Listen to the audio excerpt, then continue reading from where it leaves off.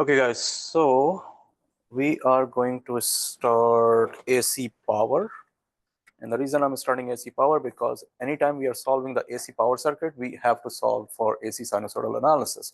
So all the circuits that we are going to solve for the calculation of different type of AC powers, the first thing that we will have to do is to find different AC currents, AC voltages, and then eventually we are going to find power. So it's going to be a combination of AC circuit analysis plus calculation of AC power.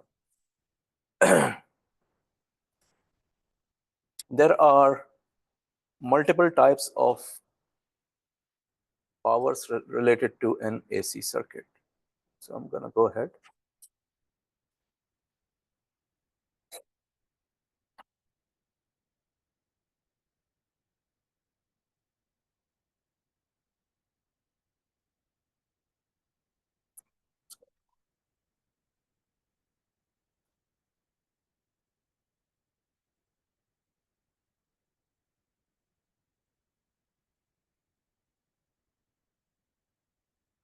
Yes.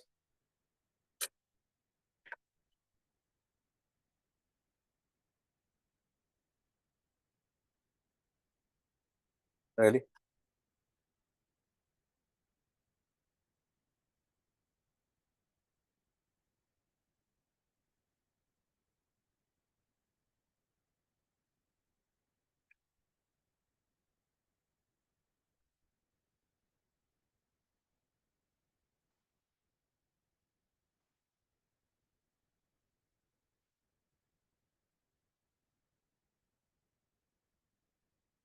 Did you get it? Okay.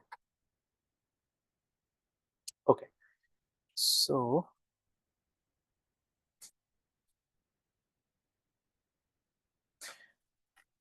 so as we know that AC signals are time domain signal, sinusoidal signal, where a voltage signal can be defined by the peak value of the voltage, cosine omega t plus theta volt, and a current signal can be defined as I peak cosine omega t plus phi ampere. So in general, we have any voltage signal or any current signal, we can define those signals by sinusoidal terms.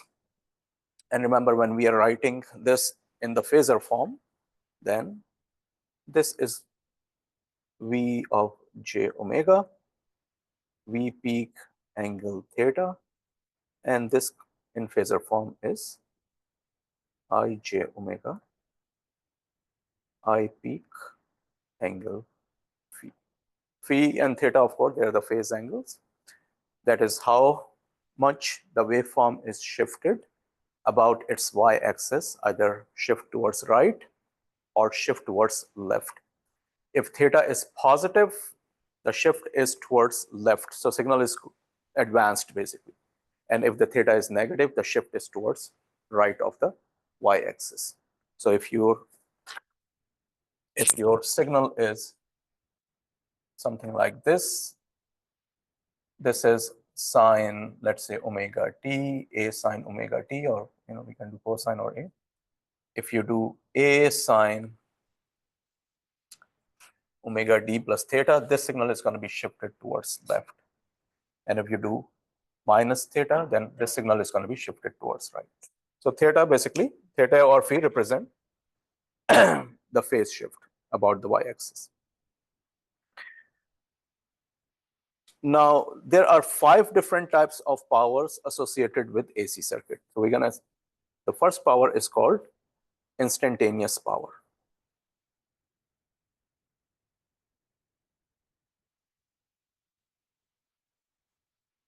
Instantaneous power. Instantaneous power means power at any instant of time. What is the power at any instant of time? Because both voltage signal and current signal, they are function of time. So you can plug in any value of time and calculate the voltage and current. And when you multiply them together, you get the instantaneous power at that instant of time. So PT is the product of course, voltage and current, but these voltage and current are instantaneous voltage, the time domain voltage and time domain current. The value of instantaneous power, the unit of instantaneous power is of course watt, and you can plug in these equations and you're gonna get V peak I peak cosine omega t plus theta cosine omega t plus phi. And once again, when you put any time value, it is going to calculate the power based upon what voltage you're putting and what current you're putting. The power corresponding to that voltage and that current that is flowing in some part of the circuit, it's going to calculate the power dissipated or supplied at that instant of time in that part of the circuit. The second type of power is actually the power that we use and we pay our bill, is the active power. Active power is also called average power.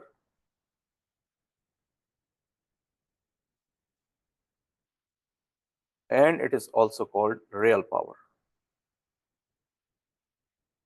So all these names are for the same type of power: active, average, real.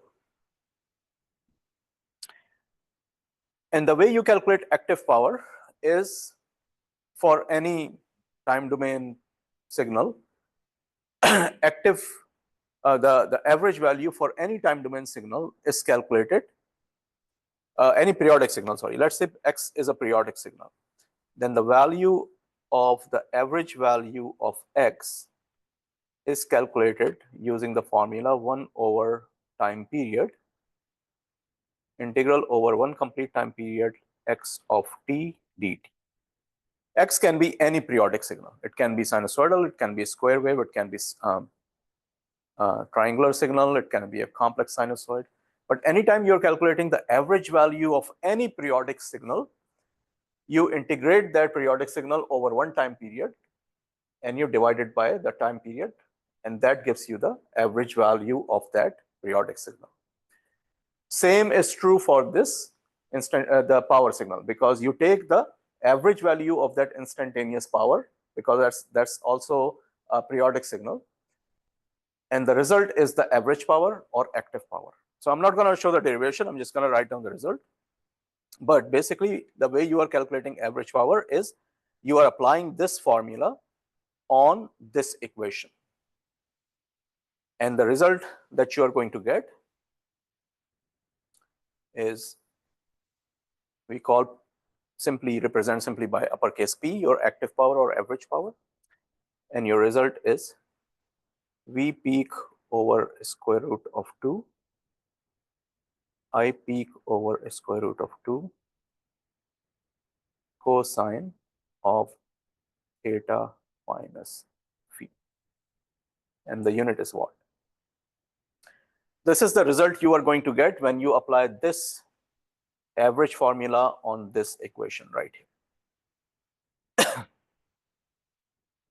Again, derivation at this point is not really important. We're going to do the derivation in power systems. We're going to go over this in power systems again. So when I see you in power system, you better know all this thing that we are doing, because I know that you have seen all these things. So once we apply this average formula on that equation, the result is going to be this: V peak over square root of 2 I peak over square root of 2 cosine theta minus phi. This is a very important equation, because this is the equation, as I said, that makes you pay your bill to the power company. This is the power that you're consuming, average power, active power, real power, in your appliances, that makes you pay dollars to the power company. V peak over square root of 2, anybody remember what is that quantity? RMS value of the voltage if the voltage is sinusoidal. Remember, RMS value is different for different periodic signal. And this cosine theta minus phi, this is called power factor. And we're going to come back to this power factor in a little bit.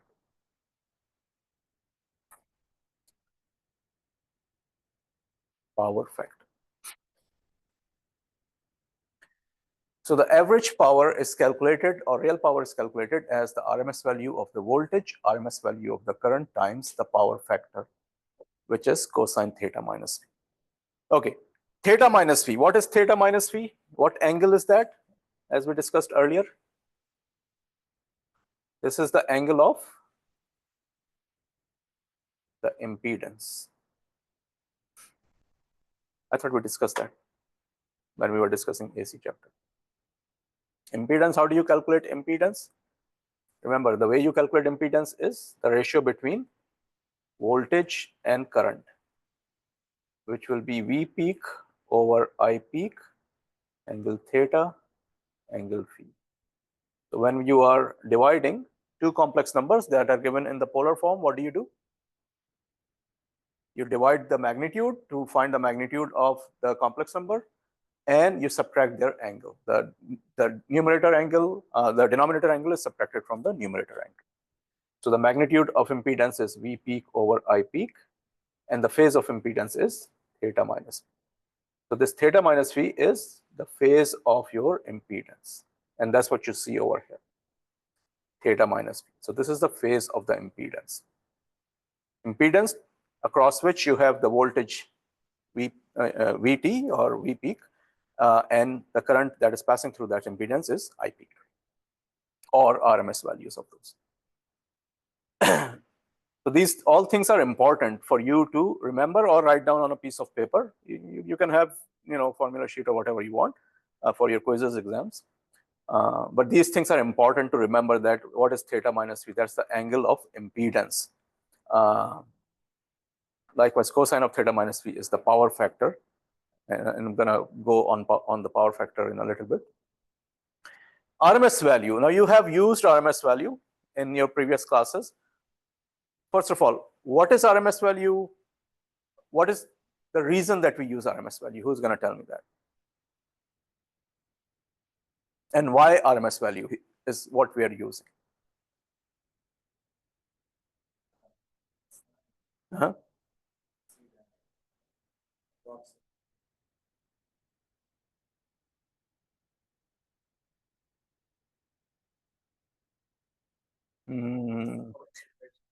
There's right. Well, that's not really the theoretical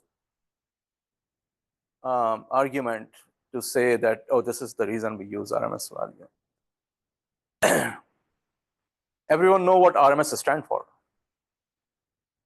Root mean square. How do you calculate? Anyone know how do you calculate RMS value of any periodic signal? That's the end formula and end result. But if I give you any waveform, remember, it depends on what waveform you're using. V peak over square root of 2 is specifically for sinusoidal signals. But if I give you a triangular waveform or any other waveform and I ask you calculate the RMS value of this, what is RMS value? I'm going to come to that. How do you calculate RMS value? Have you ever done that in any of the class? Maybe not. RMS, as the name suggests, RMS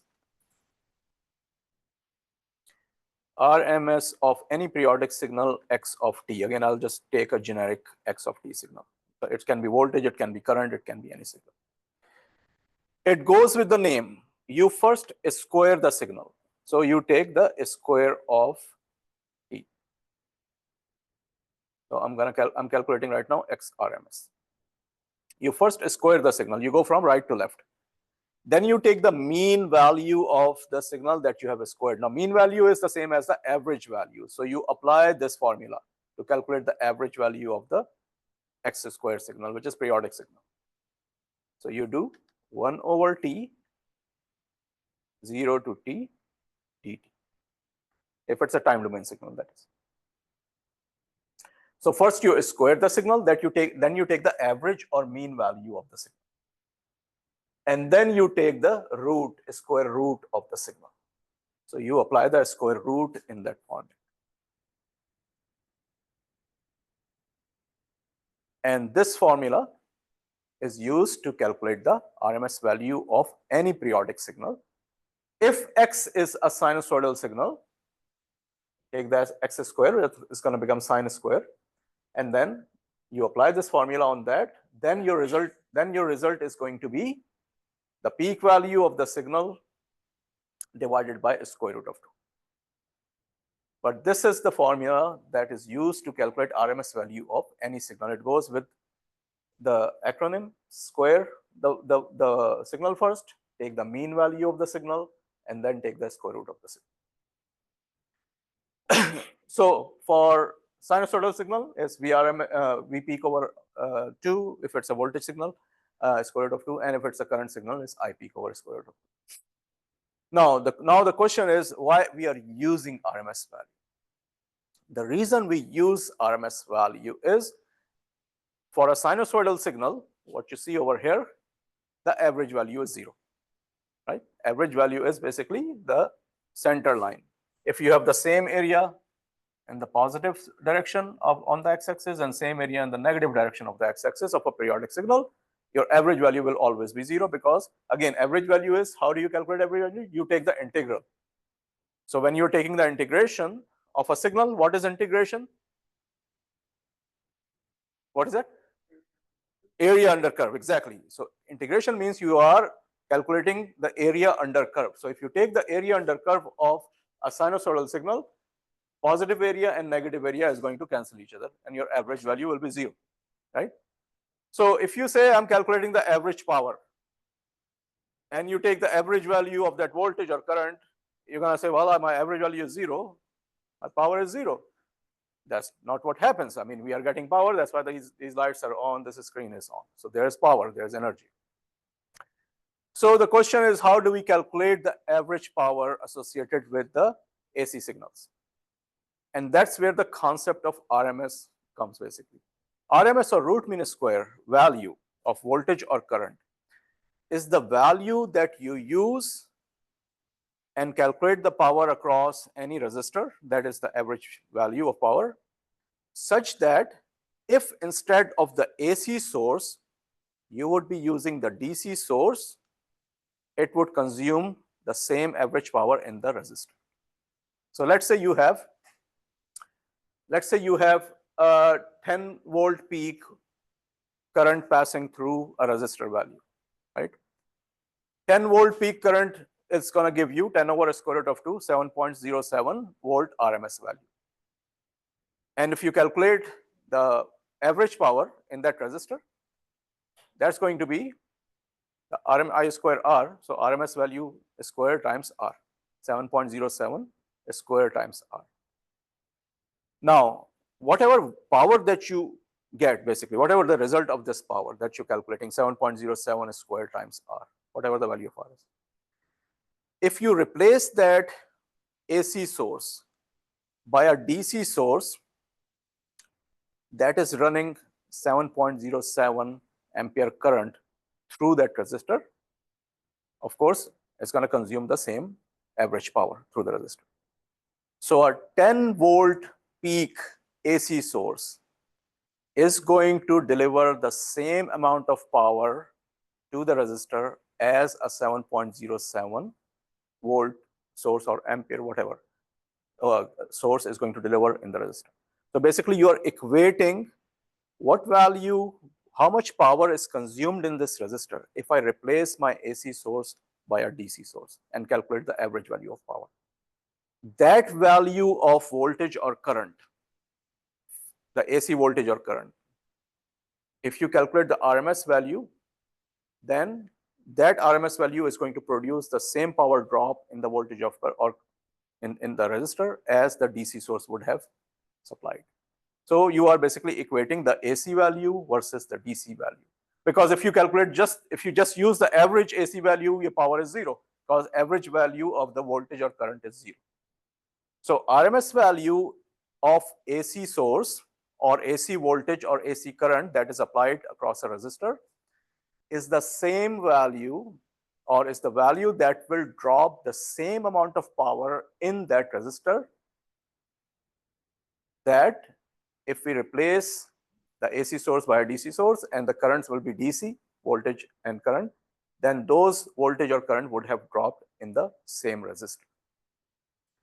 And that's why RMS value is extremely important as far as AC circuits are concerned, because this value again is going to produce the same amount of effect in that resistor as the DC voltage or DC current would have produced if the AC signal would have replaced by a DC signal.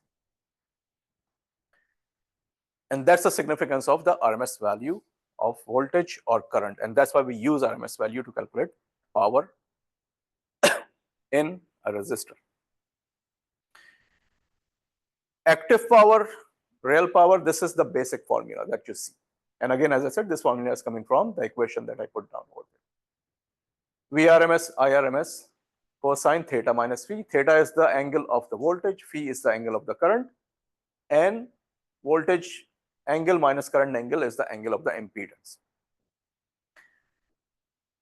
Active power is only consumed in the resistive part of the circuit, not in the reactive part of the circuit.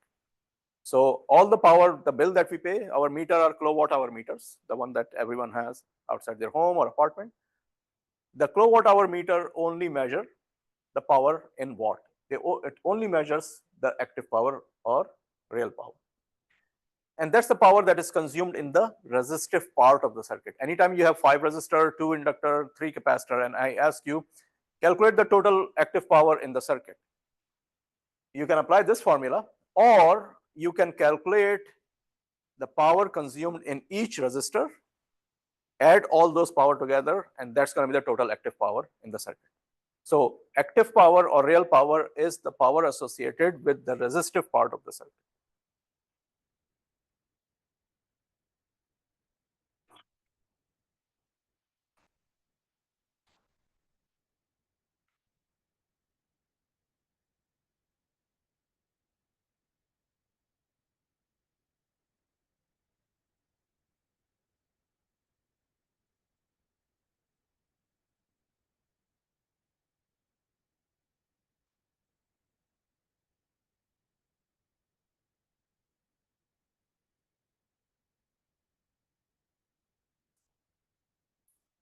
The power that is dissipated in the resistive components of the circuit, resistors basically, that power is the active power or real power or average power. So you can also calculate the active power using our formulas, that is IRMS square times R. If you're calculating the active power through any resistor and the current is sinusoidal current, or VRMS square over R. If you know the voltage across a resistor, AC voltage, then first you calculate the RMS value of that voltage, square that, divide that by resistance. So you have 3 formulas to calculate the active power. You have, of course, our basic formula, that is VRMS, IRMS, cosine of theta minus phi, where theta is the phase angle of the voltage, phi is the phase angle of the current. Or you can use IRMS square R if you know how much current is flowing through each resistor or the resistor through which in which you are trying to figure out the active power, or VRMS square over R. All 3 formulas based upon the availability of the variable you can use to calculate the active power in the circuit. The third type of power is reactive power. And as the name suggests, reactive power is the power associated with the reactive components in the circuit.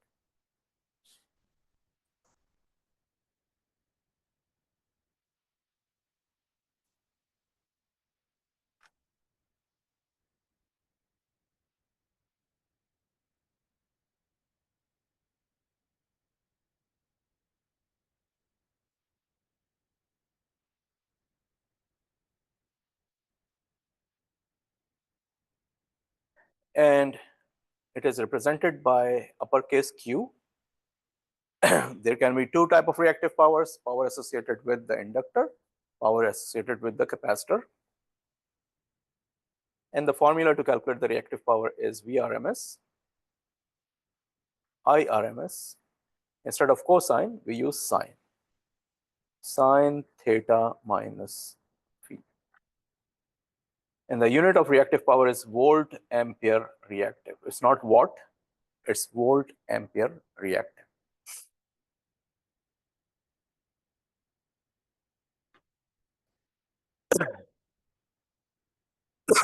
Yes. Go ahead, go ahead. Which symbol? This is Q. Yeah. Yes, Chris. With the reactive components, the power associated with the reactive components in the circuit.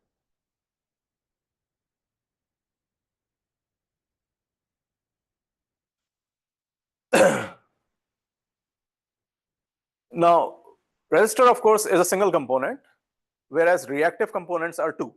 It's inductor and capacitor, two reactive components. So the power that is associated with the inductor, if you calculate that power, you have to pay attention on this angle, theta minus phi. If you have an inductive network, inductor or inductive network, what is the lag and lead situation in an inductive network? Voltage and current. What is lagging? What quantity? Anybody remember that? In inductor, current lags the voltage, right? So theta, which is the voltage phase, is greater than phi, which is the current phase. So theta minus phi is positive. If you are calculating the reactive power for an impedance that has capacitor, not a capacitor, inductor and resistor, the reactive power, which will be power dissipated in the resistor, is going to be positive. Why? Because the voltage will be leading the current, or current will be lagging the voltage. So theta is going to be greater than phi, and this angle will be positive. It's going to be in the first quadrant. And sine of the angle, which is positive, is positive value, right? In the first quadrant, sine goes from 0 to 1. Angle goes from 0 to 90 degrees. So theta minus phi is going to be any angle between 0 degree and 90 degree if it is an inductive network. That means the value of Q is going to be positive value. So for the power, reactive power associated with inductor, QL is positive since theta minus phi is positive.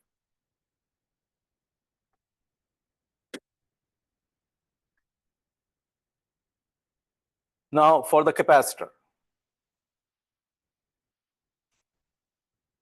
if you have a capacitive network, capacitive impedance, and you are calculating voltage across that impedance and current passing through that impedance, then the phase of the current is, no, phase of the current is lagging or leading the phase of the voltage? No, lagging is for, yeah, for a capacitor, the phase of the current is going to be leading phase of the voltage. That is, theta is going to be smaller than the value of phi, which makes theta minus phi to be negative in the fourth quadrant, and sine of negative values between 0 and negative 90 degrees is a negative value. So the reactive power associated with the capacitor is negative, since theta minus phi is negative. This is going to be in, the angle is going to be in the first quadrant, and this angle is going to be in the fourth quadrant. When you are calculating angle in the fourth quadrant or third quadrant, then you go clockwise. And when it is in the first or second quadrant, you measure angle in the counterclockwise direction. Yes, Rudy?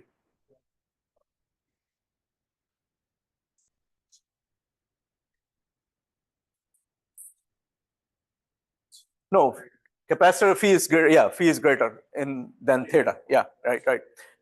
So leading phase means that your phase value is larger than the quantity that it is leading. So let's say if you are creating if you are doing a capacitor voltage and current waveform, then if you have an impedance, let's say you have an impedance like this, R and C, and you are measuring the voltage across the impedance, and then the current passing through the impedance.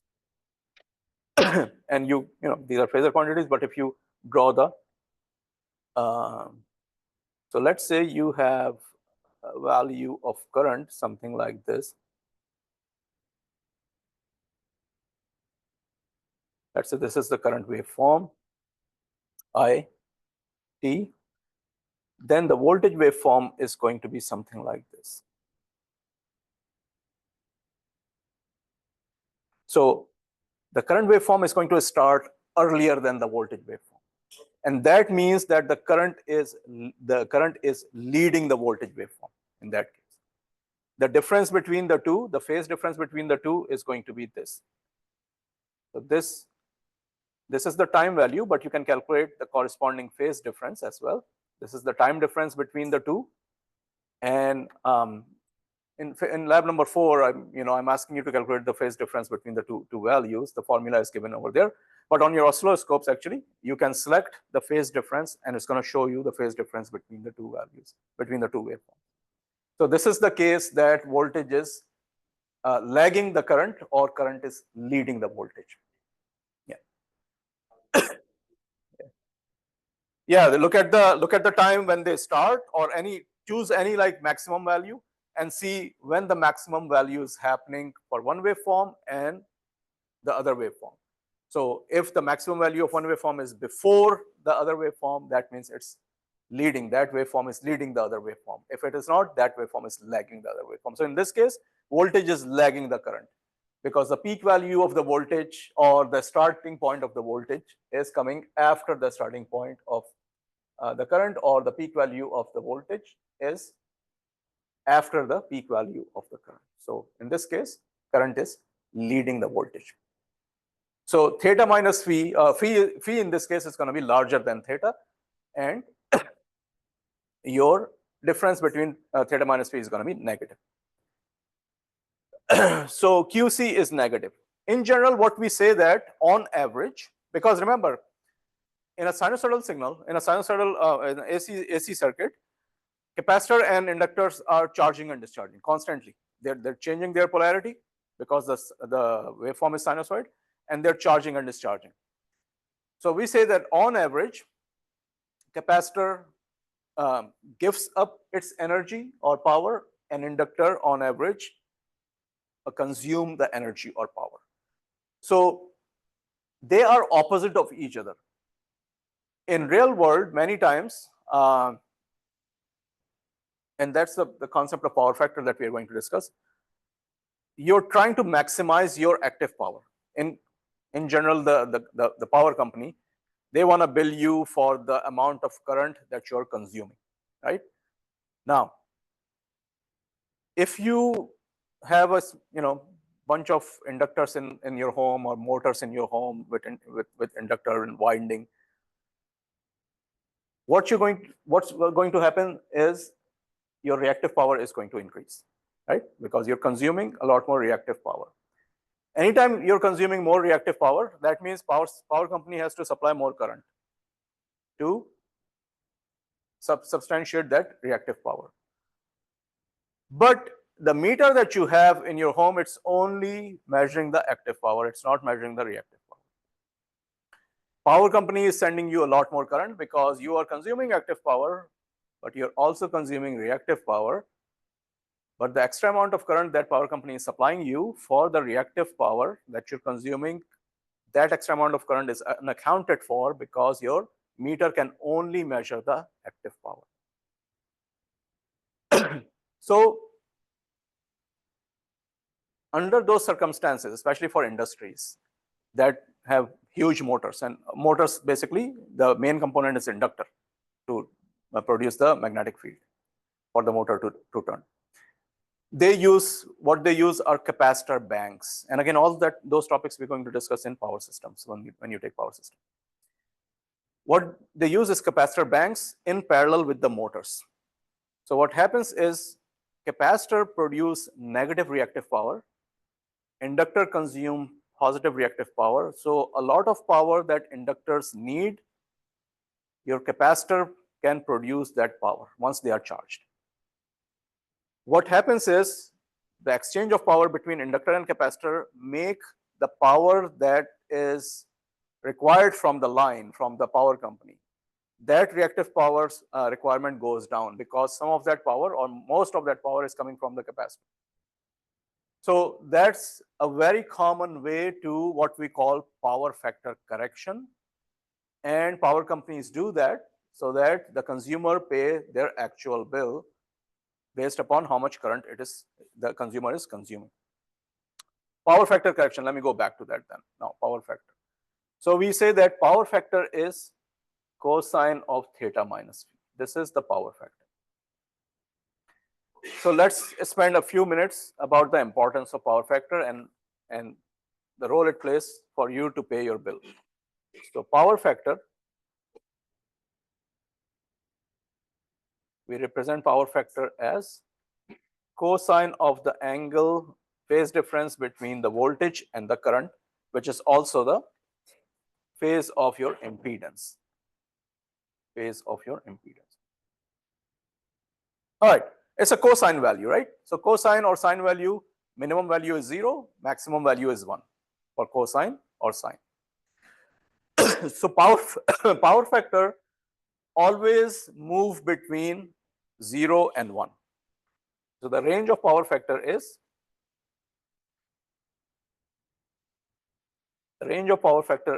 it is between 0 and 1.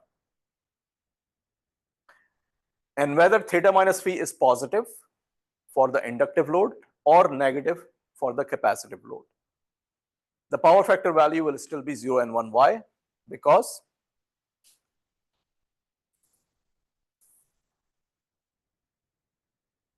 if theta minus phi is positive, that means your angle is in the first quadrant somewhere. Let's say this is theta minus phi. This is positive. And if theta minus phi is negative, it was going to be somewhere in the fourth quadrant.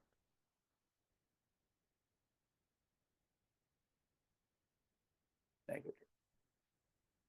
Whether your angle is in the first quadrant or fourth quadrant, either between 0 and 90 degrees or 0 and negative 90 degree, when you calculate the cosine of that, it's always going to be positive. Cosine is positive in the first quadrant and the fourth quadrant. So for capacitive load, you still have the power factor between 0 and 1, although your phase difference will be between 0 and negative 90 degrees. And for inductive load, again, it's going to be between 0 and 1, although your phase difference is going to be between 0 and positive 90 degrees. So when we are calculating the value of the power factor, we also add a word that power factor is lagging or leading, because we don't know if it's a capacitive load or inductive load, the power factor associated with the capacitive or inductive. So we also add lagging or leading. Lagging means that your current is lagging the voltage.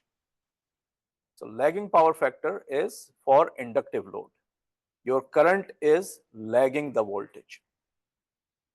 And leading power factor is for capacitive load. Because your current is leading the voltage. So anytime you are calculating power factor or power factor is given to you, it will always given to you as power factor is 0.8 lagging or 0.8 leading or 0.5 lagging or 0.6 leading or whatever.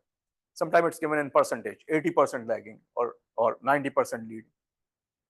Because if you just know the power factor, it's just going to be a positive value between 0 and 1, and you won't know if the load that the power factor is given for, is it the inductive load or capacitive load. So without adding lagging or leading, you don't know what the power factor is for, what type of load is there. Okay, now come back to the minimum value, the maximum value of power factor. When the maximum value of power factor is going to happen, who's going to tell me?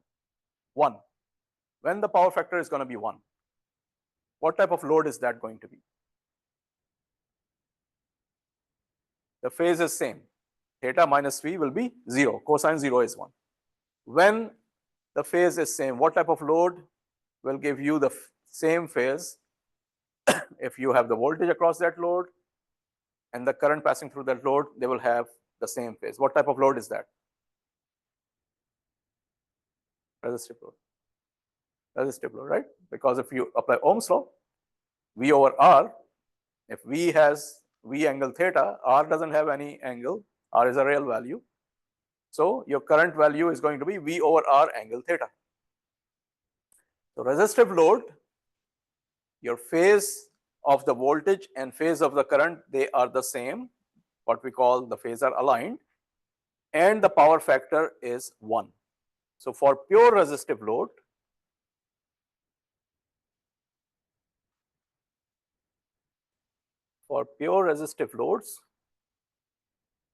theta is equal to phi, which implies power factor is equal to 1.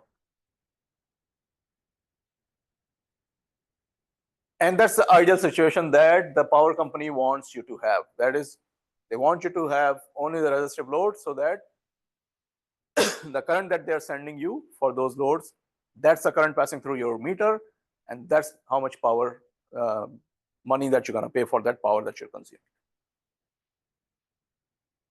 Okay, for pure inductive load, who is going to tell me? Don't say anything, Yunus. I'm going to ask someone. For pure inductive loads, what do you think power factor is going to be?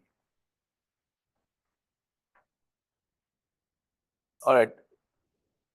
Theta, what will be the relationship between theta and phi for pure inductive load? Who's going to tell me? What will be the relationship between the voltage across an inductor and current passing through that inductor? What will be the phase relationship between the two?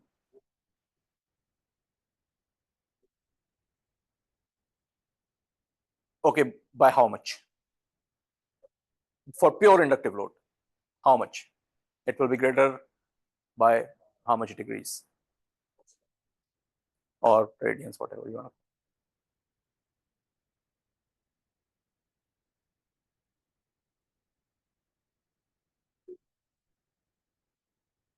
Yeah, I mean, it's not negative. We established that already, that theta is greater than phi, but for how much degrees?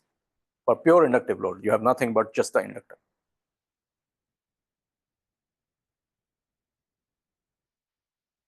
Anyone else? Be confident. You know that. 90, why? Why? Who's going to tell me why it's 90 degrees? It is 90 degrees, or why?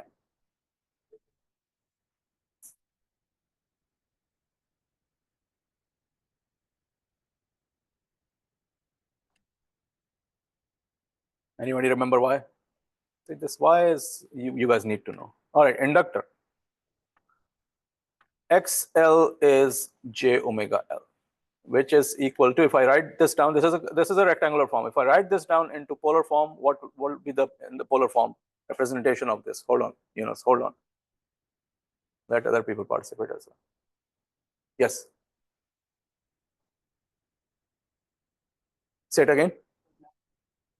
Yes. So what is the magnitude and what is the angle when I do it in the polar form?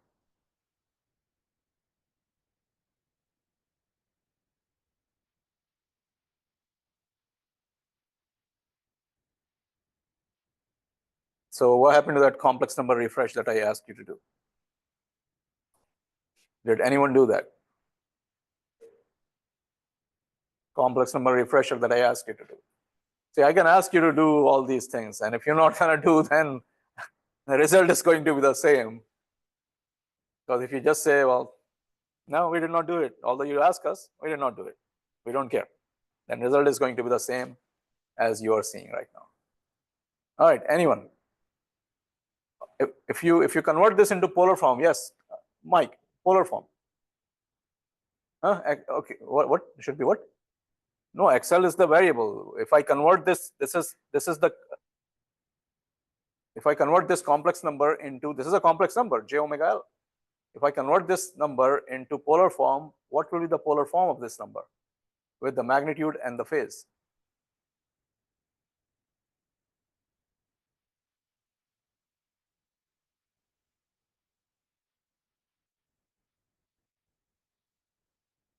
Okay, so tell me what's going to be. Yeah, I want actual phase. I want actual phase.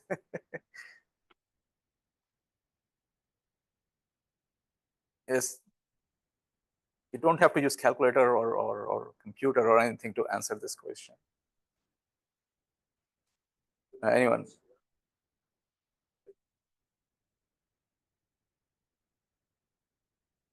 I know Yunus is itching to answer. All right, Vanessa, do you know?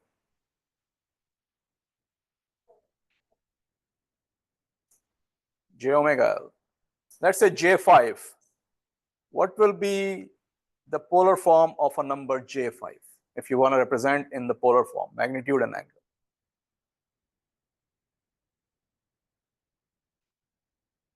Yunus, go ahead. We don't have time. Huh? 590 for J5, J omega L is omega L angle 90 degrees. Again, nobody except perhaps Yunus, or maybe he knew that already, nobody reviewed complex number. The 4 lectures that I told you, nobody checked those lectures out. There is no way you did that, and then you cannot answer this question because that was part of the perhaps the first lecture. So if you keep doing that, guys, you know what the result is going to be. I don't have to keep reminding. This is real, it's a complex plane. Real, imaginary, negative, real, negative, imaginary. Where J omega L is going to be located on the imaginary plane. Let's say this is J5, J6, J7, whatever J omega. Omega L is the magnitude, the distance between 0 and that. That's the length of this is omega L. What is the phase? Phase is this, 90 degrees.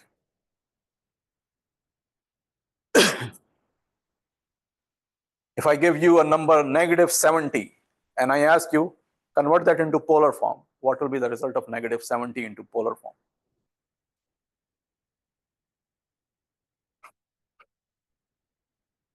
Yeah, exactly, 180, right? Now you get it. 70 because it's going to be on the negative real axis. So 70 angle 70 magnitude and angle 180. And likewise, anytime you have negative j omega L, which is or negative value, which will be value of what? Capacitive reactance, right? Negative J5, negative J6, negative whatever. That's capacitive reactance. That value is on the negative imaginary axis. The angle of that is negative 90. So if you have this XL, and let's say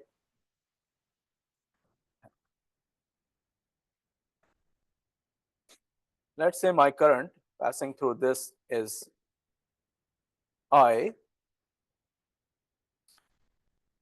Let's say the current passing through is I angle 20 degrees. Whatever the value is, I peak angle 20 degrees. So if I ask you calculate the voltage across it, what voltage is going to be there? V peak is I peak angle 20 degrees times omega L angle 90 degrees,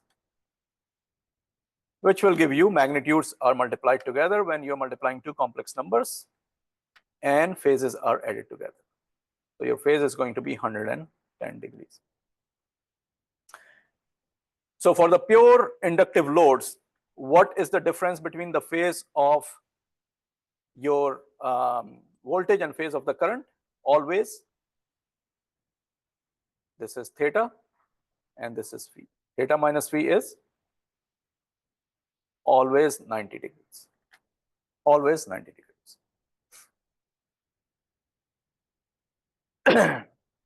So for pure inductive loads, theta leads phi by 90 degrees.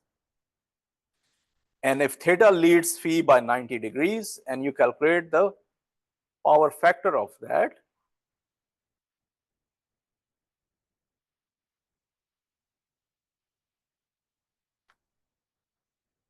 a power factor of inductor or capacitor.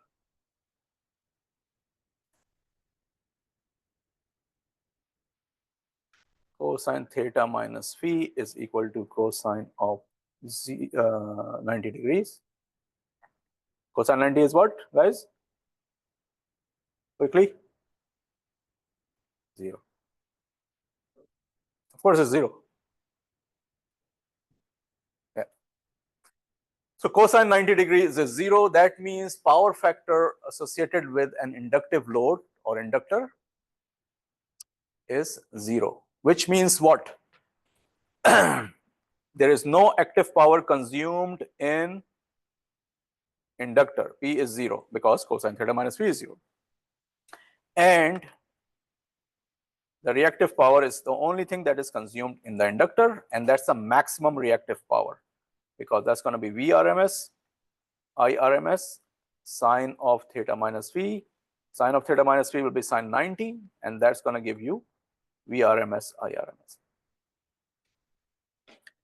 So the maximum power, the active power is going to be 0, and all the reactive power is going to be there, maximum reactive power that will be consumed in if you have pure inductor. And likewise, if you have pure capacitor,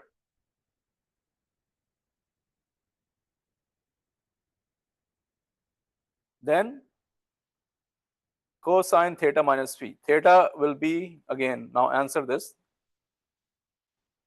Theta is going to be leading phi or lagging phi, and by how much degrees?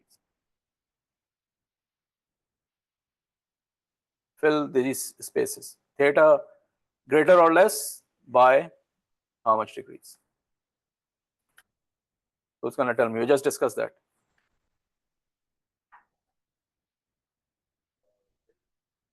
Phi is going to be greater, so theta will be less than phi. By how many degrees?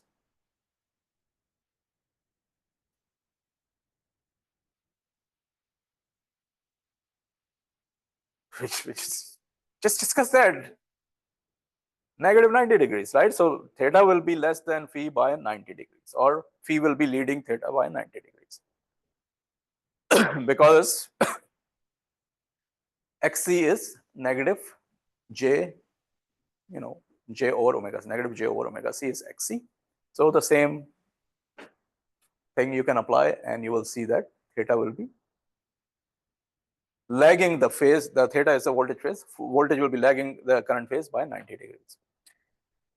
So that means the power factor of any load that has xc is going to be cosine of negative 90 degree, and again cosine of negative 90 degrees is 0. And the reactive power is going to be negative Vrms, Irms, QC, Vrms, Irms, sine of theta minus phi. And sine of theta minus phi, that is sine of negative 90 degrees, will be negative 1. Sine of negative 90 is negative 1. So you're going to have negative Vrms, Irms. As we discussed, QC is negative and QL is positive. In the real world, your load is comprised of inductors, capacitors, resistors, all three quantities. Sometimes it's going to be resistor inductor, sometimes resistor capacitor, sometimes all three quantities. But resistive part is always there.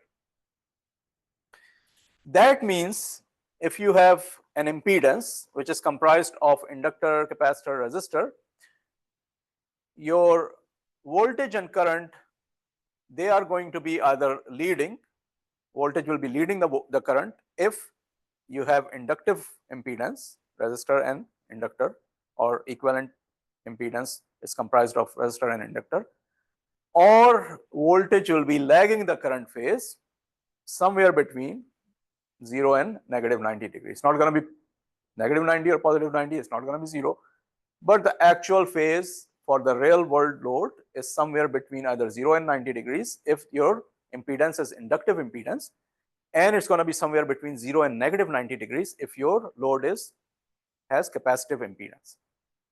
That means your power factor is going to go from somewhere between 1 and 0. 1 is for the pure resistive circuit, 0 is for the pure inductive or capacitive circuit. But real loads, because they're going to come, they're the combination of inductor and capacitor, inductor or resistor, or capacitor of resistor, your power factor is between 1 and 0. neither 1 nor 0, but somewhere between them. The higher the value of the power factor, the higher the value of the resistive part in the impedance. Because as resistor starts increasing, your power factor starts moving towards 1. And the higher the value of inductive load as compared to the resistive part, the power factor will start moving towards 0, towards 90 degrees. Likewise, if you have capacitive load, the higher the value of the capacitive reactance is going to start moving towards -90. So again, 0. The power factor will start moving towards 0, and the phase starts moving toward -90. So as I told you earlier, you are being charged for the real power that you consume, the active power, right? So let's say you are consuming active power, you have only resistor in your home, and the power factor is 1 because the voltage and current are all aligned through the resistor. You're pulling 10 ampere current from the line, and the meter is measuring according to the power that you're consuming for 10 ampere current in your house. The whole house is an equivalent resistor, basically, right? Now you said, okay, let me, and that's also, you say, let me put a motor. I have a pool, I'm going to put a pool motor, a pump. So you say, okay, I'm adding a pool motor. So now what's going to happen? The pool motor is inductive load because you have windings in the motor, which is inductor, to establish the magnetic field. And now your power factor is no longer 1. The power factor starts moving from 1 towards 0. It's not 0 because still you have heavy resistive load and some inductive load. So let's say your power factor becomes 0.9 lagging.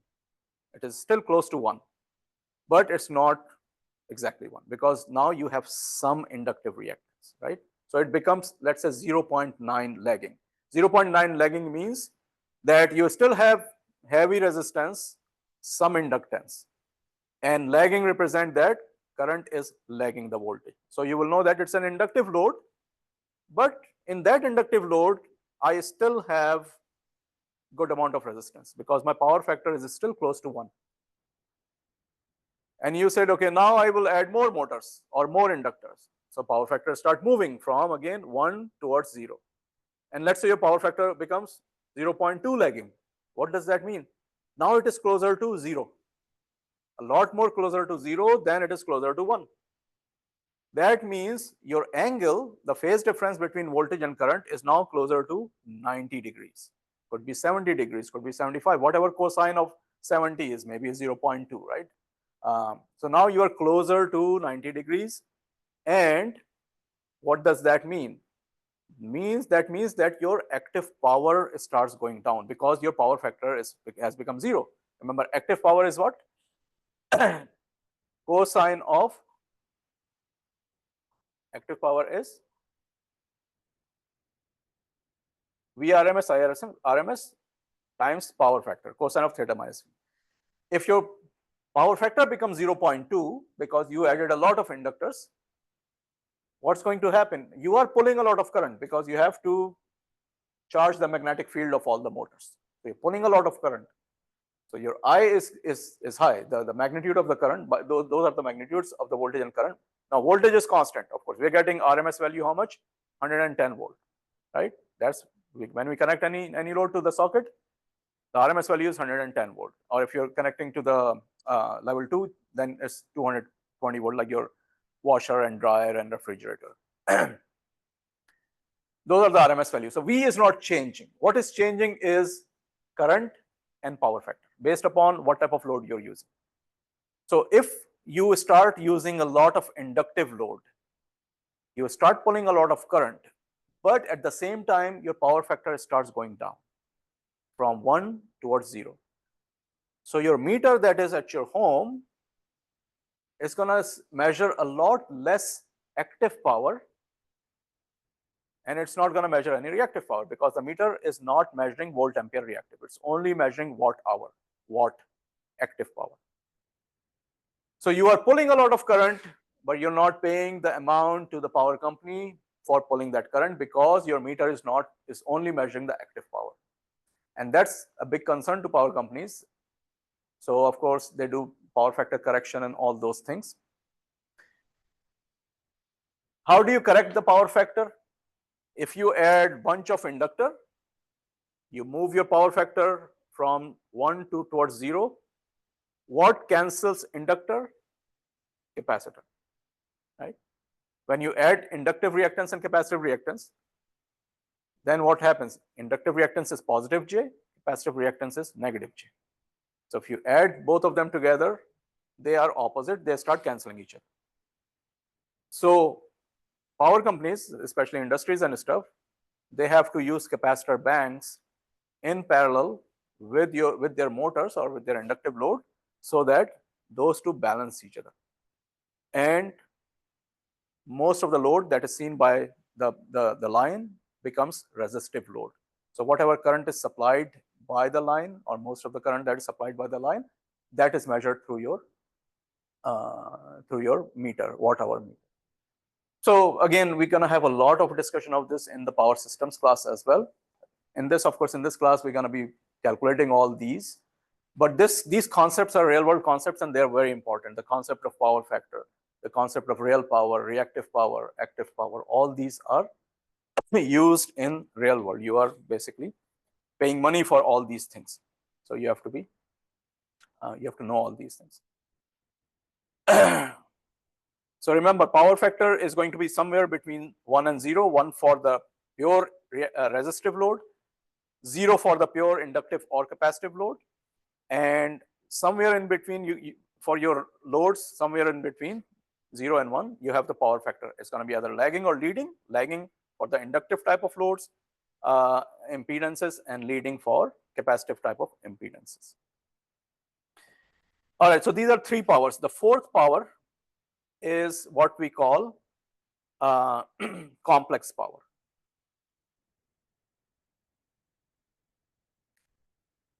Now, the complex power is simply active power plus or minus J reactive power. So if you calculated the active power and reactive power, remember, can be positive for inductive loads or negative for the, oh, actually, I forgot one thing. Let me go back. Under reactive power, let me come back to this. Reactive power, since we know that the reactive power is calculated using this formula, IRMS sine theta minus phi. You can also calculate reactive power using IRMS square times magnitude of x of L, that is omega L, if you are calculating the reactive power through an inductor, because reactive power is only associated with the reactive components in the circuit. Or you can also calculate it VRMS square over magnitude of the reactance. So that's your QL. You can also calculate QL using one of these formulas, which is the same as I square R or V square over R. And the reactive power associated with the capacitor, you can calculate negative IRMS square, because the capacitor reactive power is negative. Negative IRMS square times the magnitude of the capacitor reactance, that is without J. Anytime you see magnitude, that means there is no J there. It's just the magnitude of that. Or VRMS square, and this VRMS and IRMS also are the magnitude of the voltage and current, RMS value of the magnitude of voltage and current. Negative sign. So you can also calculate your reactive power in the inductor using these formulas, which is the same as I square R, and capacitor. But with capacitor, make sure you add the negative sign here, because capacitor reactive power is negative.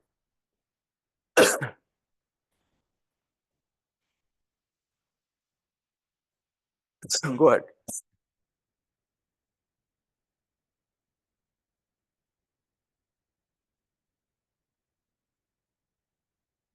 The quality factor, that's different.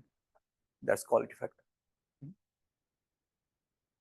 That quality factor represent, if you have a band pass filter, then how narrow your band pass filter is. That's what it represents, that quality factor. Yeah. But this is the reactive power. That has nothing to do with that Q. Yeah. All right, and now the fourth one is the complex power.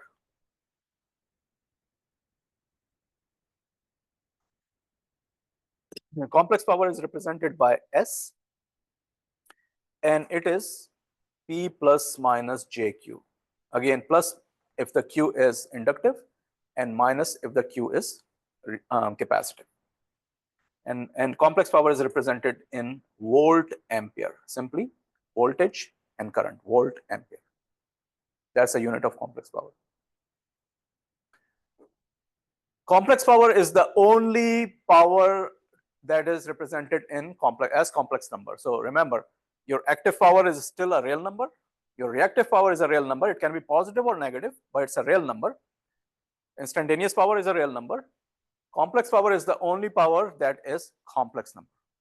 It is the combination of the active and reactive. Active is the real part of that complex quantity, and reactive power is the imaginary part of that complex quantity.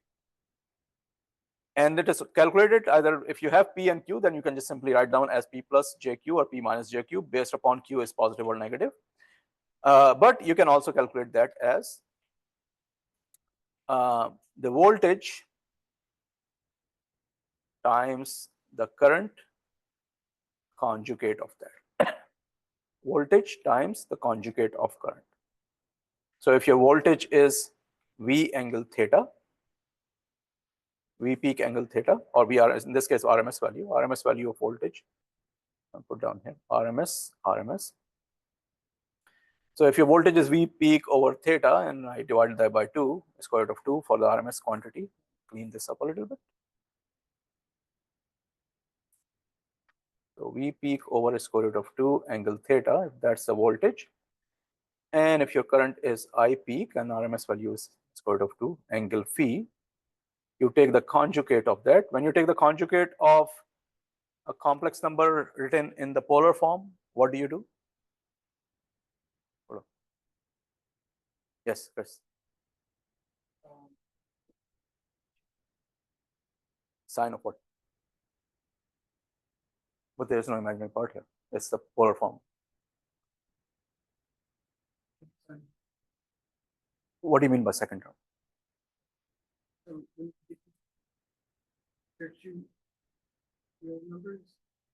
No, this is the complex number written in the polar form. We have magnitude and angle. If you're taking the conjugate of this, what will be your result?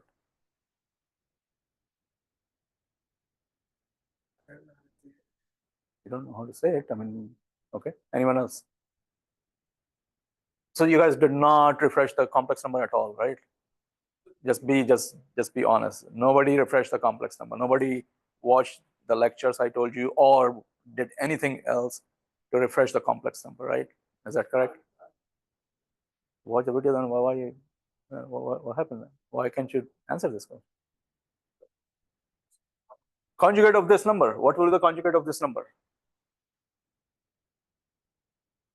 When I say what will be the conjugate of this number?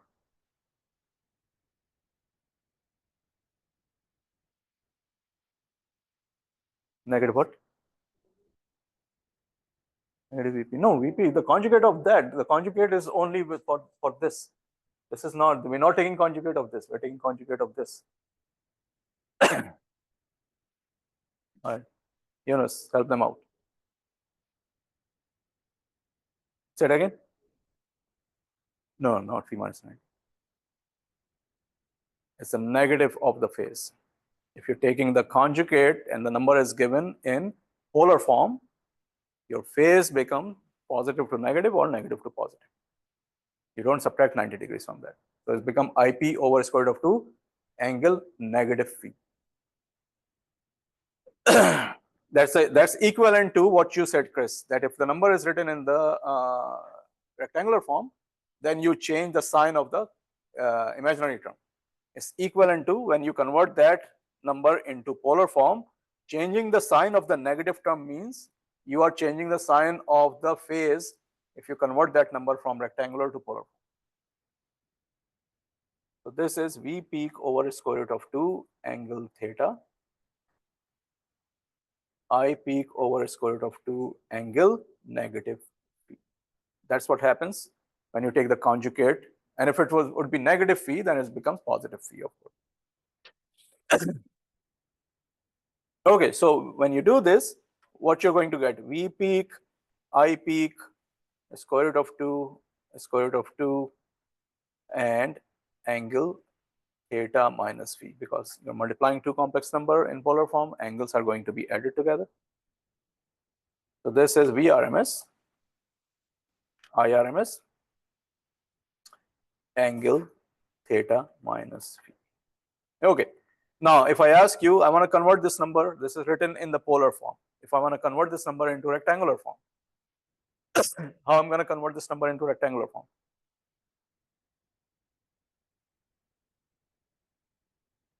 Very good. So VRMS, IRMS,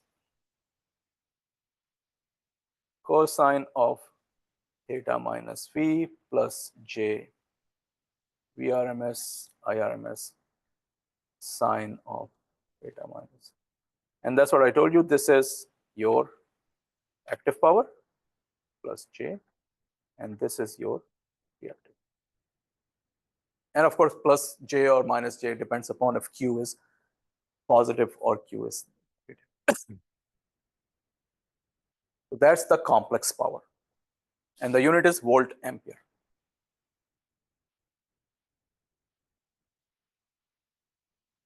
An easy trick is if you are trying to figure out what is the active and reactive power associated with an impedance, and if you know the voltage and current across that impedance, just calculate the complex power.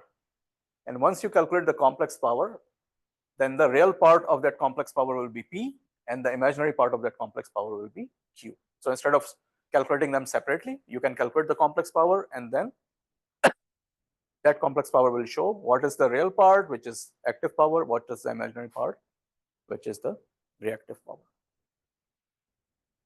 Yes? Plus minus what? Because Q can be either positive or negative, based upon if it is inductive reactance or capacitive reactance. All right, and the last type of power is what we call apparent power.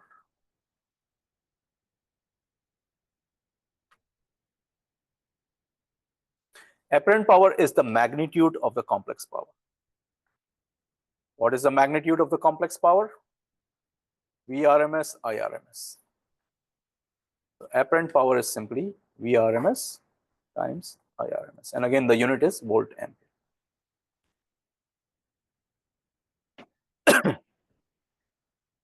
So you can also write down the active power in terms of the apparent power. VRMS, IRMS cosine theta minus phi. So S times power factor. This is VRMS, IRMS, and this is cosine of theta minus phi. The reactive power can be written as Q, which is apparent power, times sine of theta minus phi. So sine of, we can write down cosine inverse of power factor. Cosine inverse of power factor is going to give you theta minus phi. So if the power factor is given to you, but you have to figure out what is the phase difference between the voltage phase and current, you can take the inverse of that power factor and you will know the phase difference.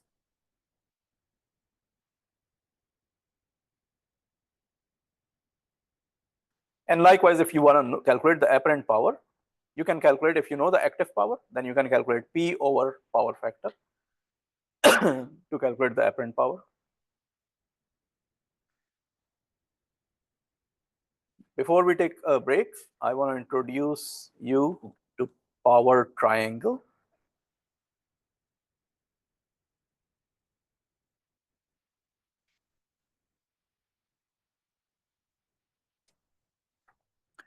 In the power triangle, this is your apparent power. This is theta minus V, the phase difference between the voltage and current, or the phase of the impedance. This is your active power, reactive power, sorry, and this is your active power, because reactive power is calculated as hypotenuse times sine of theta minus V, and active power is hypotenuse times cosine of theta minus V. This is a right angle triangle.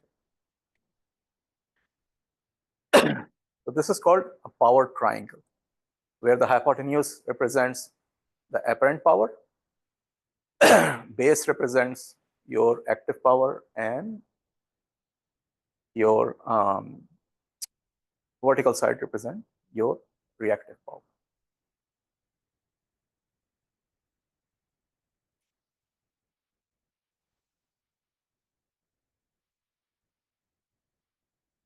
And again, I will say last thing before we take a break and do problems after that. Ratio between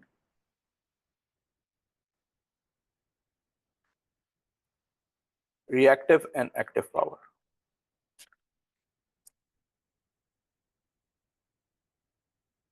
From the power triangle, you can see that if I take the ratio between reactive and active power, Q over P, I have Vrms, Irms, sine of theta minus V over Vrms, Irms, cosine of theta minus V. I can cancel Vrms, Irms out. So this is going to give me tangent of theta minus V. Theta minus V, remember, is the angle of impedance. So if I want to know the angle of impedance or the phase difference between voltage and current, I can also calculate that using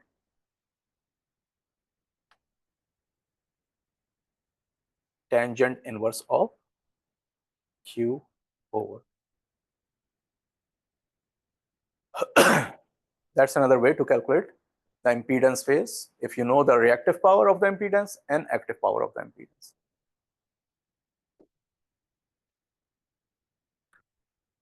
Okay, and now we can take a break. I think I covered the theory of all the power, and now we're gonna do problems after the break and use all these type of powers to calculate power in different components.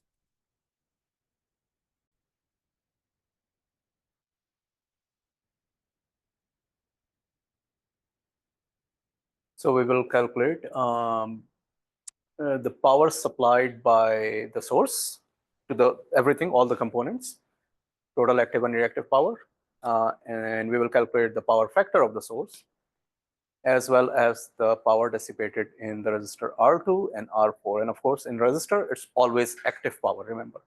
Even if it is not given to you, that you have to calculate active power. Anytime you're calculating power in a resistor, it's always active power that you're calculating.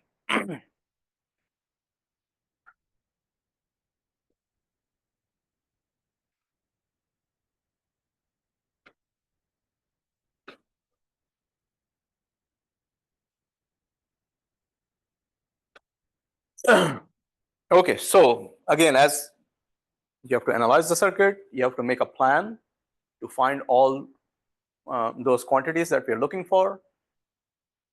So what is the plan for the first one? What you are planning to do to get the total active and reactive power supplied by the source? And you hold on.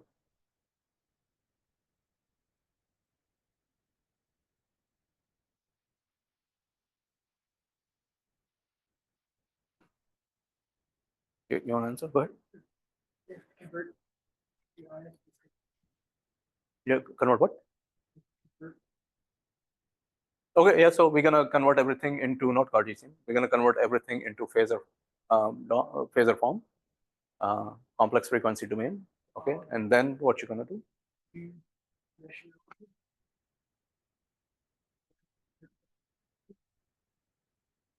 Okay, what?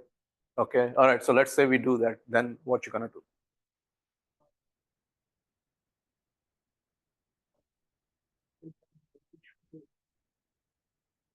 How?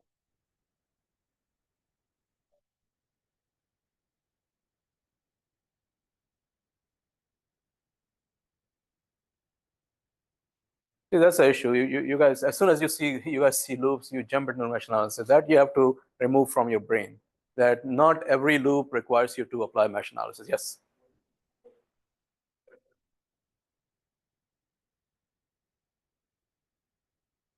Again, look at the objective. What is your objective? You have to find the active and reactive power supplied by the source. If you find the node voltage, what is the plan to find the active and reactive power supplied by the node? What quantities do you need to calculate active and reactive power? Voltage, current, and power factor. Three things. Or if you find total resistance and impedance, then it can easily be done. So before again you jump into loop analysis and mesh analysis, when you see, okay, you go ahead and explain. Very good. Excellent, excellent. So you have parallel and series combination of impedances there. And you are looking for the total power supplied by the source. So if you have the source and an equivalent impedance, which will make a single loop, you can easily find the power supplied by the source. So once again, guys, you have to reprogram your brain that anytime you see loop, you jump into loop analysis or nodal analysis. But I've been telling you since the beginning, if you can apply Ohm's law, combination of resistors, combination of impedance, Ohm's law, that's what you go for. That might be the easiest way to do anything. Not that you cannot do what you are suggesting. It's just going to be longer, and some of you are just totally lost. As once you do that, then how are you going to find the active and reactive power? So we're going to start with, first, we are going to convert the circuit into phasor form. That is complex frequency domain. This is going to be IS j omega 5 angle 5 degrees ampere. And then we will have XL1 that we will calculate. We will have XC that we will calculate. And then we will have XL2 that we will calculate. So let me go ahead and bring my MATLAB here.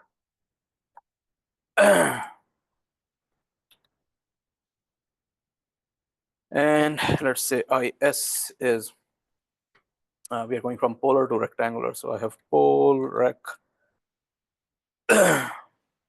5 angle 5.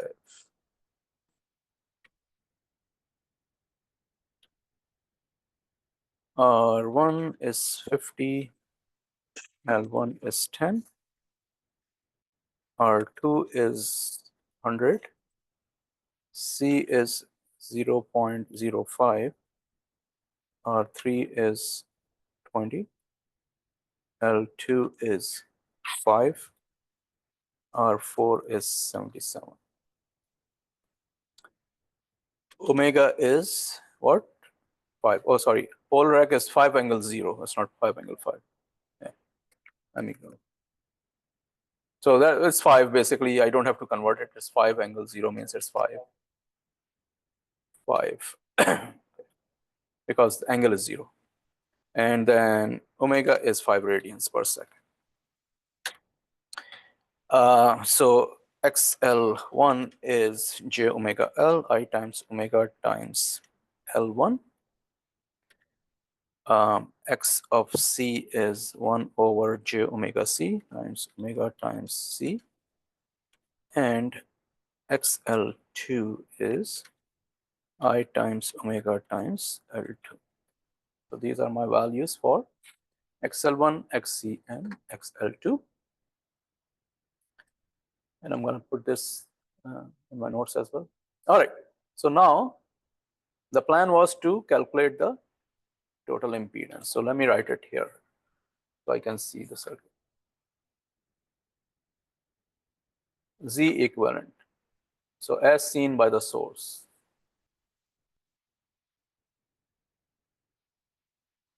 Or I just call it Z instead of Z equivalent. All right, who is going to tell me What parallel series combination should I use in order to calculate Z?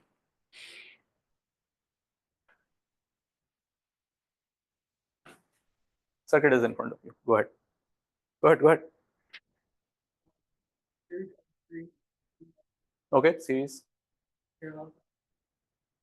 R2 XC. Don't say C. It's XC and XL. You cannot put C and R in series or parallel. Yeah, XC. And then? Okay, very good. So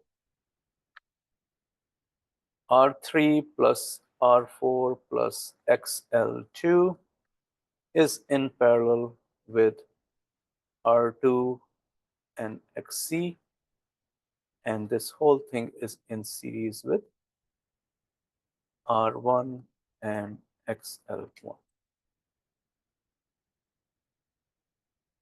So let's go ahead and do that. Z is equal to parallel combination of R3 plus R4 plus XL2 and R2 plus XC. So that's a parallel combination. And this is added in series to R1 plus XL. XC is undefined because I have uppercase C, not lowercase. XC. So that combination is coming out to be 100.317 plus 55.357.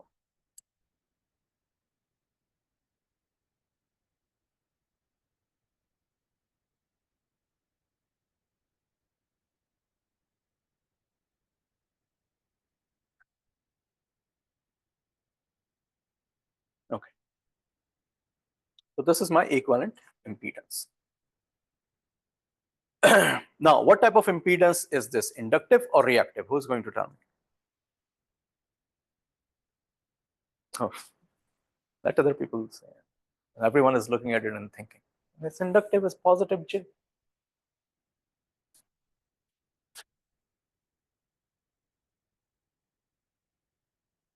Okay, so now I have the first total active and reactive power. Okay, so let me ask you this now. We reduced our circuit to the source and an impedance. The impedance is inductive. So I have R, 1R, 1L, and I have the source.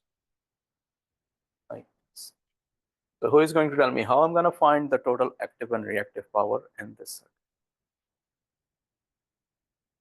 using the formulas that we have?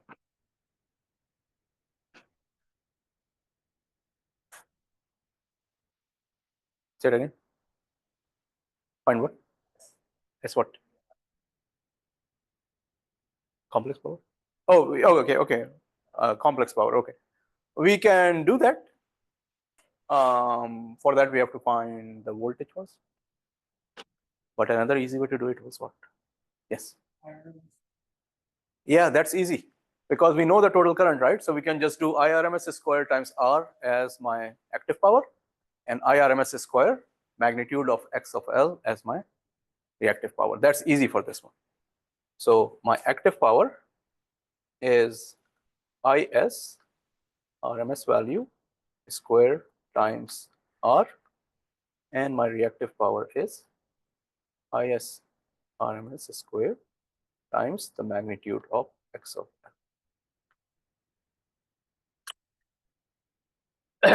So remember, R is the real component of impedance, which is 100.317, and XL is the imaginary component of that, the magnitude of the imaginary, which is XL is imaginary, J55, but the magnitude is 55.357. So let me calculate it in my MATLAB. So P is, and since the source is given as 5 cosine 5t, remember this 5 is peak value. The time function, 5 cosine 5t, something like that, that represent the peak value. So you have to first divide it by square root of 2 to calculate the RMS value. So 5 divided by square root of 2 is going to be the RMS value of that source.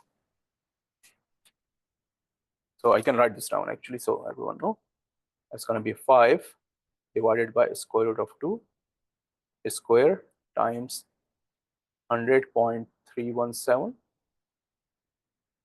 and 5 divided by square root of 2 square times 55.3%.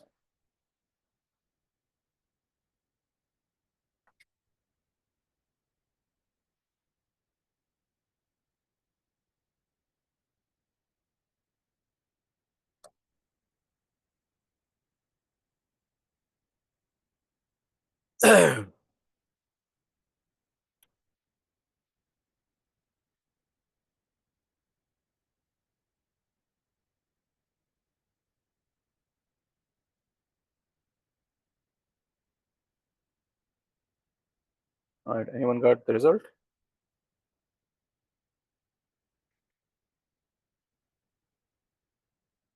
1254, 1.254 kilowatt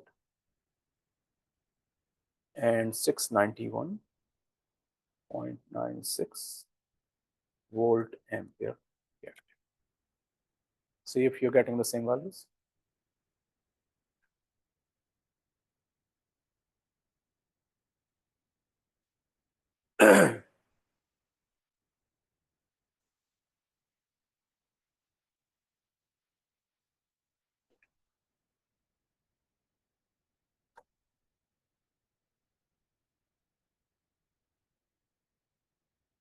Got the same values? You got it? Okay, good.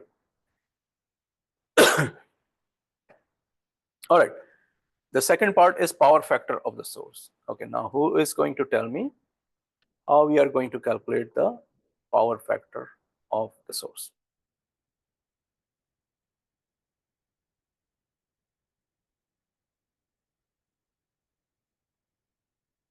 Look at the formula of power factor.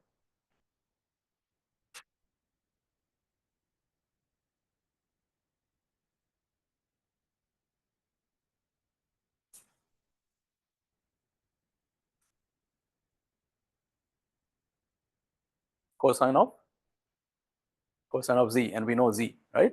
Cosine of the phase of z, which is the phase of theta minus phi. But instead of going to theta minus phi, because phi, of course, we need to calculate the voltage in order to calculate theta, which is the angle of voltage across the load. And the angle of current is, of course, 0. But since we already know z, theta minus phi angle is the phase of the impedance. So we just use phase of the impedance. Impedance is, of course, 100.317 plus j. So we calculate the phase of this and use that with cosine to calculate the power. Cosine of the angle of z, that is going to be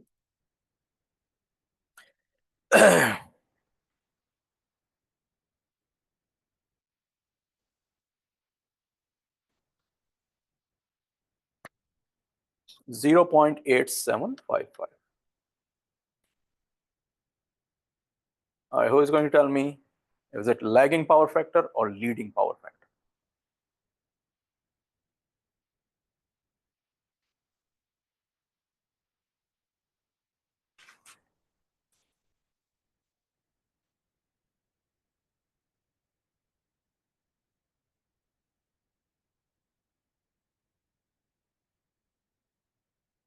Lagging or leading?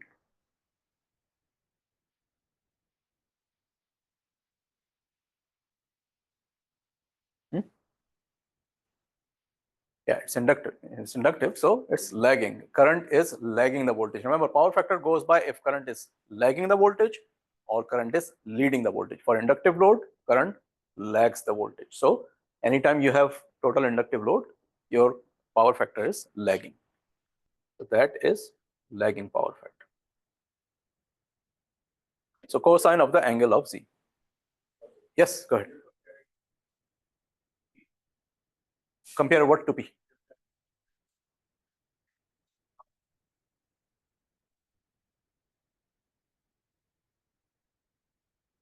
I don't think I'm following your question. What comparison you're talking about?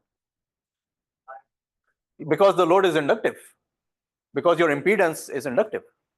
And you can see that because your Q is positive. Anytime you have inductive impedance, your Q is going to be positive and your current will be lagging the voltage, right? If you have a capacitive reactance, capacitive impedance, your Q will be negative and your current will be leading the voltage. So your power factor is, yeah, so it all goes with the impedance type. If your impedance is inductive or reactive. Yeah, exactly. And if you don't have the impedance, but you have the reactive power, then you can see the sign of the reactive power. If it is positive, it's the lagging power factor because it's inductive load. If it is negative, it's a leading power factor because you have the total capacitive load. So 87, and generally we represent this by 87.5% lagging. So we represent it in percentage in general. 87.5% lagging.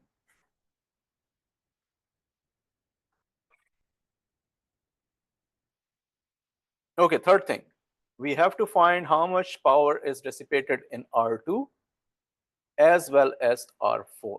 So now who is going to tell me what should we do to calculate that?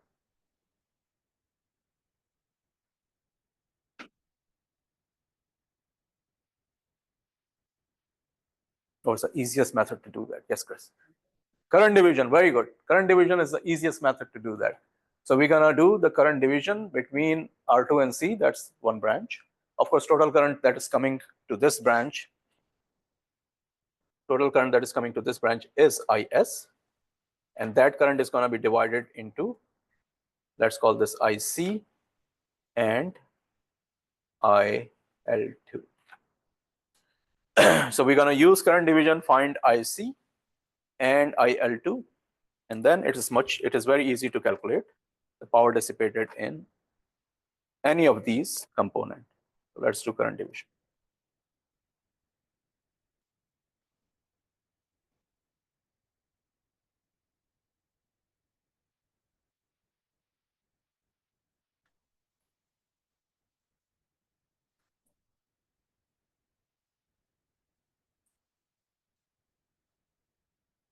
All right, so who's going to tell me if I'm writing the current division formula to find IC, because IC I need to calculate the current through R2. What will be the formula for current division for IC?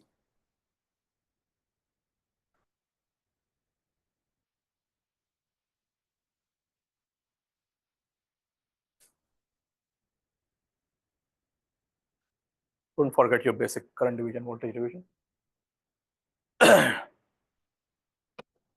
Current division, what is the formula? Total current times no.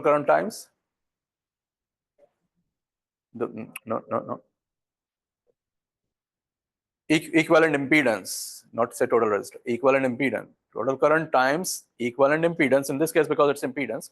If it's a DC circuit, it's going to be resistance. Total current times total resistance or total impedance divided by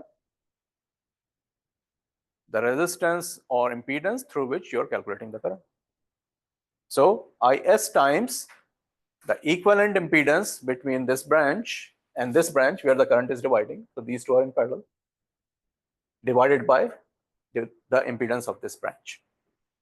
So again, think DC and think all resistive circuit and just change that from resistor to impedance. That's all you have to do.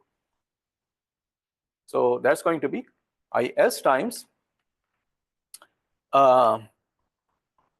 what do we have? R2 XC, R3, R4, L2. So R2 plus XC in parallel with R3, R4 plus XL2. So that's the equivalent impedance between the two branches where the current is dividing, divided by the branch where you're calculating the current. So R2 plus X.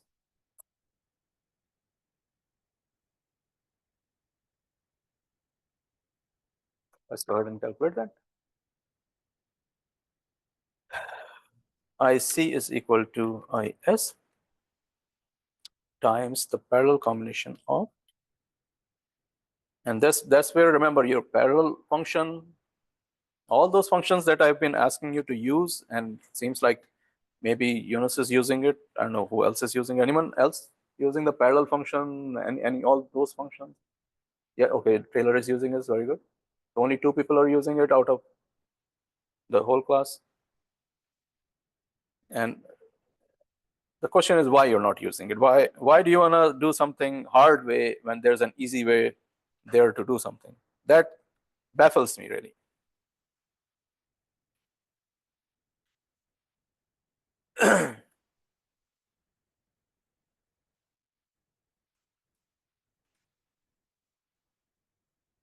IS times the parallel combination of that R2 plus XC and R3 plus R4 XL2 divided by R2 plus XC. So this is coming out to be, now see, it took me what, less than a minute to do this, and do it using your calculator and see how it's going to take you.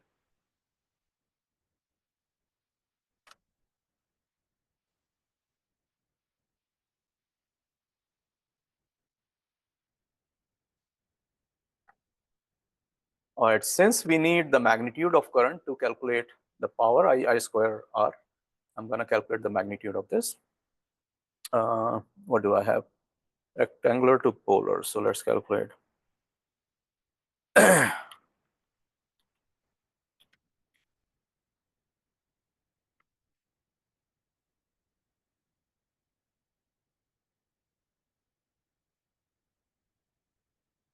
2.528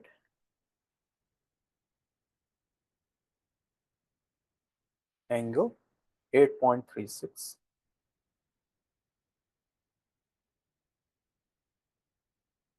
degrees.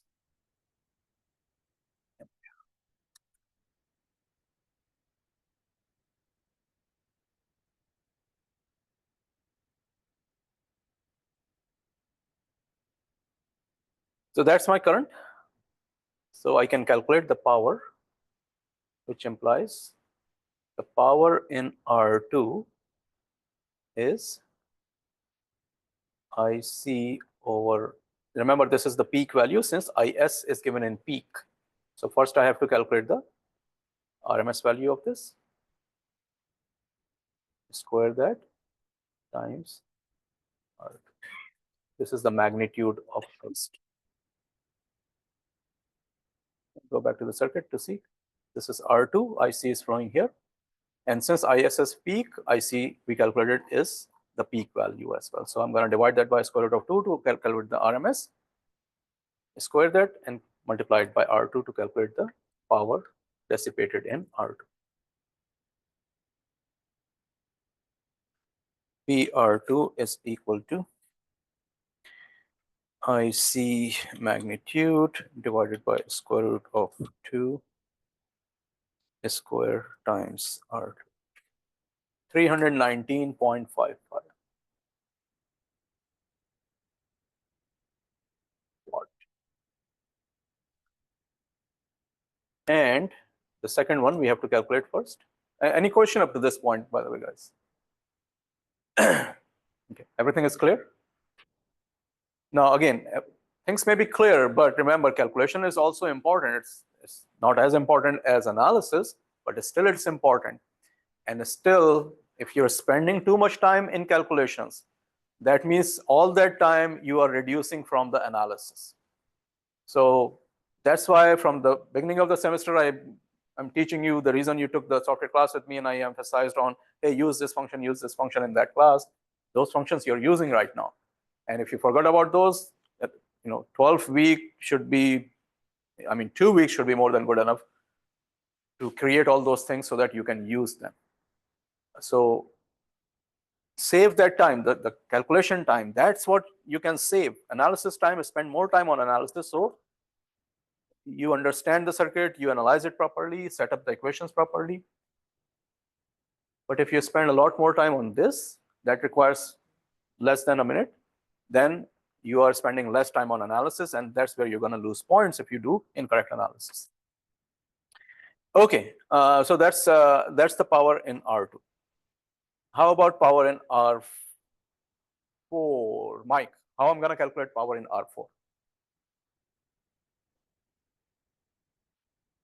Do what now? Okay, and how I'm going to find that? Okay, current division. What will be the equation of that?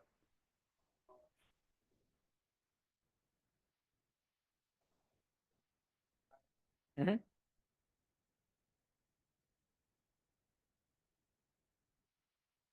I okay. Mm-hmm. XL XL2. Yeah. Okay.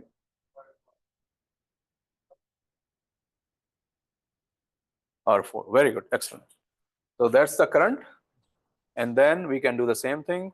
Magnitude of the current divided by square root of 2 times R4, square of that times R4.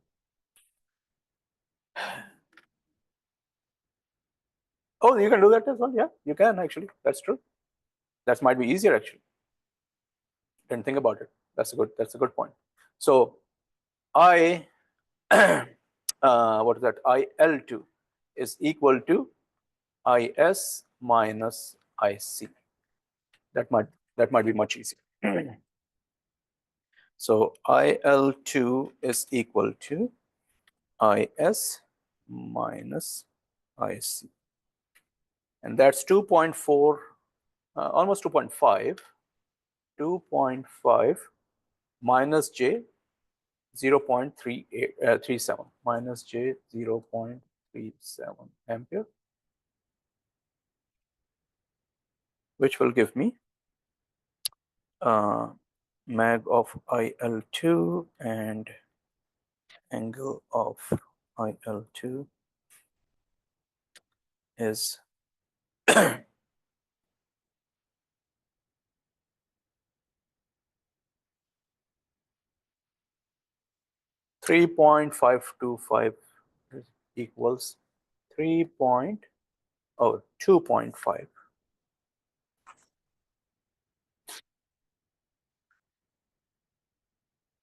2.5258 angle negative 8.37 ampere, which implies PR4 is equal to magnitude of IL2 divided by square root of 2, the square of that, times R4.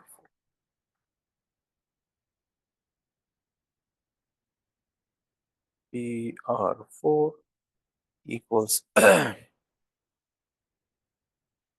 magnitude of IL2 divided by square root of 2, the square of that, times R4. 245.6. 245.6.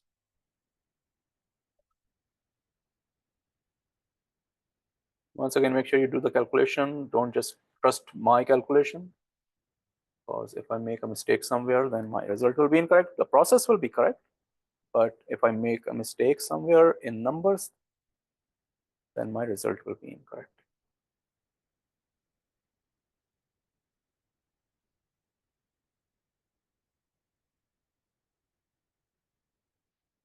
These are all your results. I can also paste my MATLAB work in order for you to check.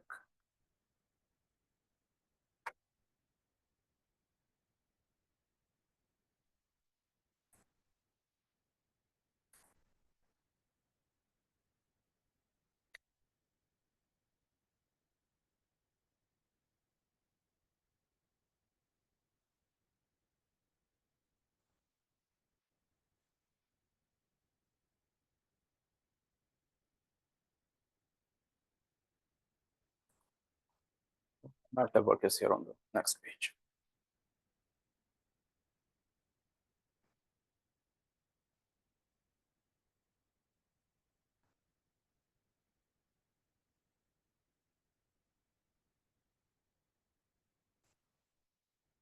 This is all the work.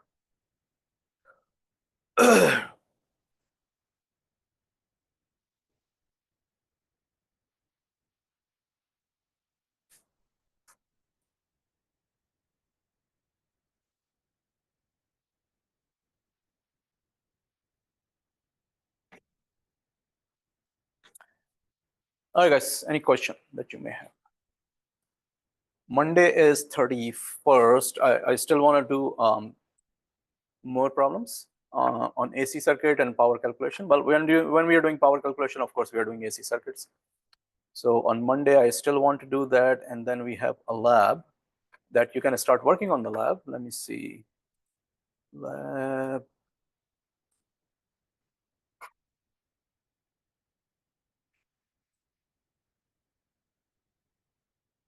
Lab is very easy because all you have to do is to connect the circuit, observe on the oscilloscope your waveforms, and then observe the phase difference on the oscilloscope, magnitude, and all those, and confirm that with your simulation and theoretical results. So lab should not take more than, I would say, half an hour, to be very honest, because it's just connection and observation. That's about it. I still have to post the lab though. I'm gonna review it to see everything is in order or if I have to change anything, but this is the lab. Let's see.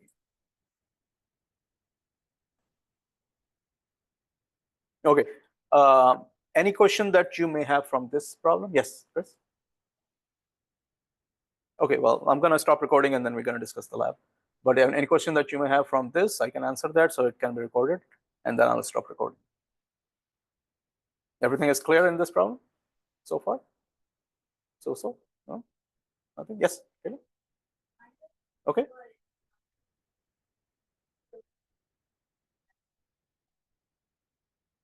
Okay. Okay.